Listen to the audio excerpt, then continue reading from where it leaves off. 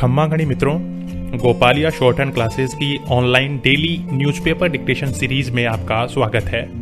ये सीरीज राजस्थान उच्च न्यायालय हिंदी आशुलिपिक परीक्षा के लिए बनाई गई है। इसके अलावा चैनल पर रामधारी गुप्ता पार्ट 1 और पार्ट 2, डॉक्टर जीटी बिस्ट की कंप्लीट तीनों वॉल्यूम और सुजस मासिक पत्रिका डिक्टेशंस अवेलेबल हैं। पिछले वर्षों के पेपर्स और पीडीएफ और audio dictations Gopaliya steno classes Jaipur के टेलीग्राम चैनल पर अवेलेबल हैं। लिंक नीचे डिस्क्रिप्शन में है। अब 600 शब्दों की डिक्टेशन शार्प 80 वर्ड्स पर मिनट की गति से लिखने के लिए तैयार रहें।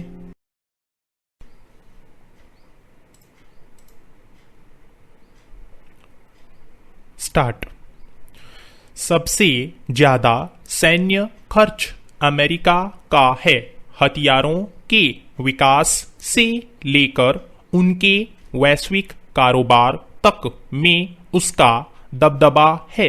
पिछले 2 साल में सैन्य साजो सामान पर अमेरिका के खर्च में 5% से ज्यादा की वृद्धि हुई है, जो पूरी दुनिया के सैन्य खर्च का 38% है।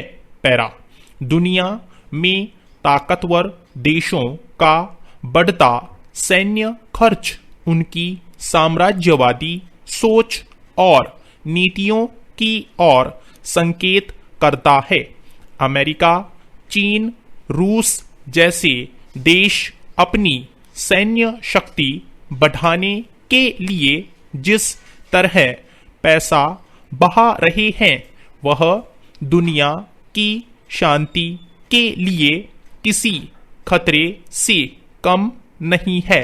धरती से लेकर अंतरिक्ष तक में सैन्य ताकत बढ़ाते रहना इन देशों के लिए अपरिहार्य हो गया है। अंतरिक्ष में सैन्य शक्ति बढ़ाने के लिए अमेरिका का बाकायदा अलग से बजट है।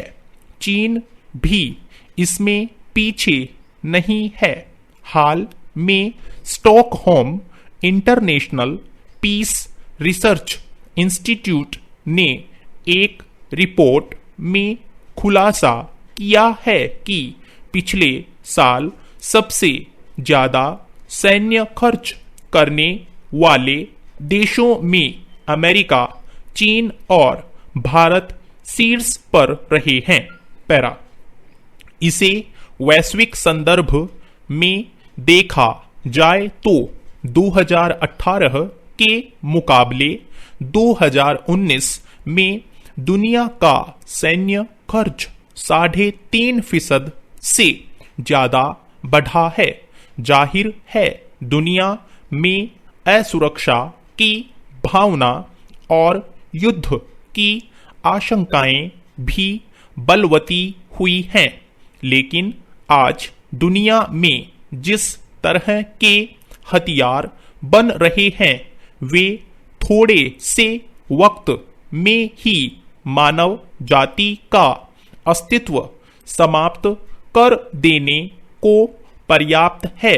ऐसे में यह डर हमेशा बना रहता है कि न जाने कौन कब इनका इस्तेमाल कर डाले और दुनिया के सामने मिट जाने का खतरा खड़ा हो जाए। पैरा। सबसे ज्यादा सैन्य खर्च अमेरिका का है। हथियारों के विकास से लेकर उनके वैश्विक कारोबार तक में उसका दबदबा है। पिछले 2 साल में सैन्य साजो सामान पर अमेरिका के खर्च में 5% से ज्यादा की वृद्धि हुई है, जो पूरी दुनिया के सैन्य खर्च का 38% है। चीन का सैन्य खर्च भी 2 साल में 5% से ज्यादा बढ़ा है।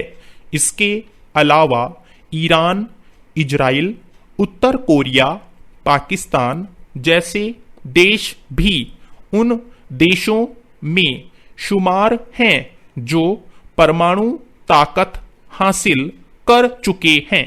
साफ है कि सैन्य शक्ति पर उनका खर्च भी मामूली नहीं होगा।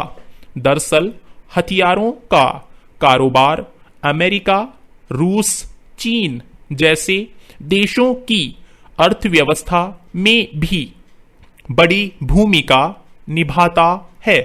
पैरा, ये उन छोटे देशों को हथियार बेचते हैं जो अपने अंदरूनी और बाहरी संकटों से जूझ रहे हैं। जिस देश के पास जितने घातक हथियार होंगे उसका बाजार भी उतना ही बड़ा होगा।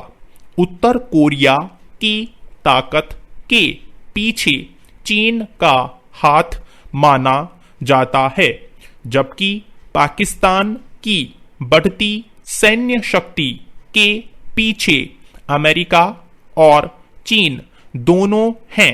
इसलिए जो देश अपनी सैन्य ताकत पर जितना ज्यादा खर्च कर रहा है उसे हथियारों का उतना बड़ा बाजार भी मिल रहा है। पैरा, हाल के कुछ सालों में भारत ने भी अपने सैन्य आधुनिकीकरण पर जोर दिया है। भारत की शुरू से नीति रही है कि वह हथियारों का विकास और खरीद सेना की क्षमता बढ़ाने के लिए करेगा, न कि किसी अन्य मकसद के लिए। भारत के लिए पाकिस्तान और चीन शुरू से बड़ा खतरा रहे हैं। ऐसे में भारत के लिए सैन्य क्षमता बढ़ाना जरूरी है। यह भी हकीकत है कि दुनिया के कुछ देश सैन्य क्षमता बढ़ाने के नाम पर हथियारों की होड़ को बढ़ावा दे रहे हैं।